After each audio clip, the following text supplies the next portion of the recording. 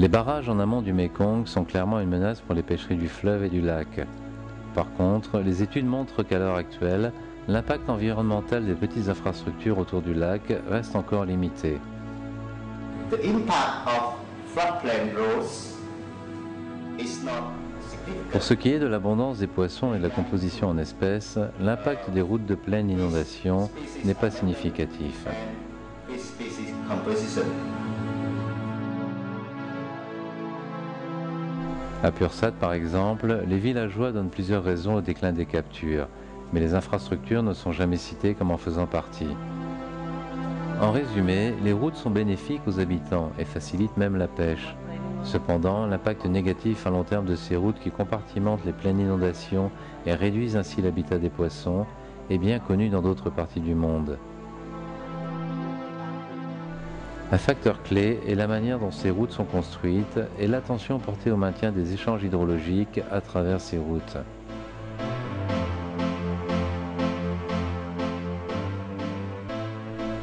En amont, les effets sur les pêcheries sont considérés comme positifs à courte échéance car les poissons sont plus abondants dans le plan d'eau créé. Cependant, ce projet est trop récent pour tirer des conclusions quant à ses effets à long terme sur la migration des poissons dans la rivière Chinit et sur la composition des captures. Au sein du périmètre irrigué, les gens ont vu leur production de riz augmenter. En aval, les villageois attribuent au changement hydrologique la responsabilité de la chute des captures. Cependant, les poissons sont quelquefois plus faciles à pêcher, en particulier lorsqu'ils se concentrent dans des habitats rivulaires. Dans l'ensemble, les migrations de poissons venant du lac ou y allant risquent d'être bloquées. Et l'opinion générale est que l'abondance en poissons, la diversité des espèces et les prises des pêcheurs sont en déclin. On ne peut pourtant pas incriminer uniquement les infrastructures, car d'autres facteurs contribuent également à cette évolution, en particulier une pression de pêche en augmentation constante et l'utilisation d'engins destructifs. En conclusion, les grosses infrastructures modifiant l'hydrologie en amont du Mékong sont clairement une menace majeure pour les pêcheries du Tonlé Sap. Ceci plaide pour une participation active du Cambodge dans les négociations du bassin inférieur du Mékong, afin que soit assurée la défense de ces importantes ressources halieutiques. À une échelle plus locale, l'influence des infrastructures sur l'hydrologie du lac et sur ses pêcheries est complexe et ne peut être résumée simplement. En fait, l'impact d'une infrastructure donnée dépend beaucoup de sa conception et de la manière dont elle est ensuite gérée. Une conception intégrant les contraintes écologiques et une gestion raisonnée sont essentielles au maintien de la productivité d'un lac. Ceci est tout particulièrement important dans le cas du Tonlé Sap qui compte 296 espèces de poissons, ce qui en fait le troisième lac le plus riche du monde en termes de biodiversité aquatique.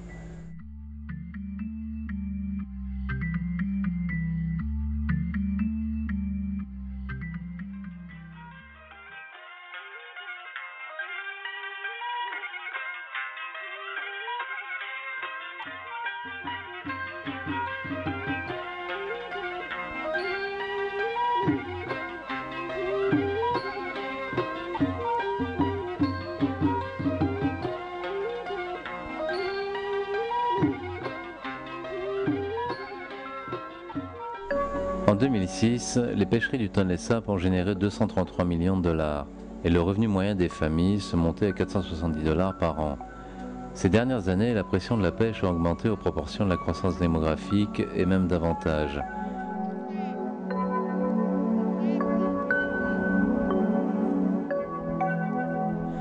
Depuis 1940, la population a triplé et la prise par pêcheur a chuté. Les gros poissons devenant rares, la qualité moyenne des prises a également chuté. Les captures sont maintenant dominées par de petites espèces de faible valeur.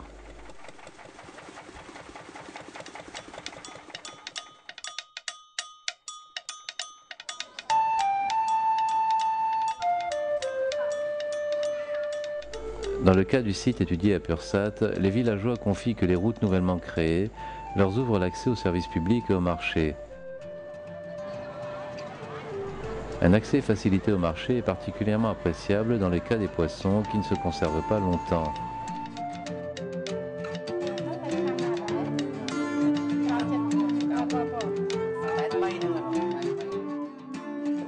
how important it is build structure in this project. Happened that this build structure is road, and he's told us that road is the blood vein. So that is something that we remember already. L'amélioration des transports a aussi stimulé la production de biens commercialisables et en particulier le marché local de fruits, de volailles, de bétail et de médicaments. La conséquence a été une contribution plus réduite de la pêche aux revenus des familles dans les villages étudiés.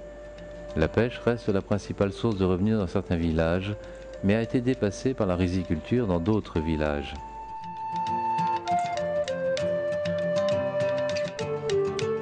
Après la construction d'une route, les revenus ont tendance à augmenter davantage dans les familles ayant déjà un capital que dans les familles pauvres.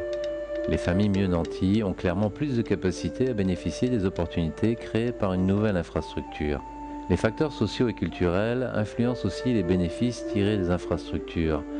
Dans la province de Pursat, par exemple, l'étude a montré qu'un village Cham musulman bénéficiait davantage d'une nouvelle route que des villages Khmer, et ce pour deux raisons.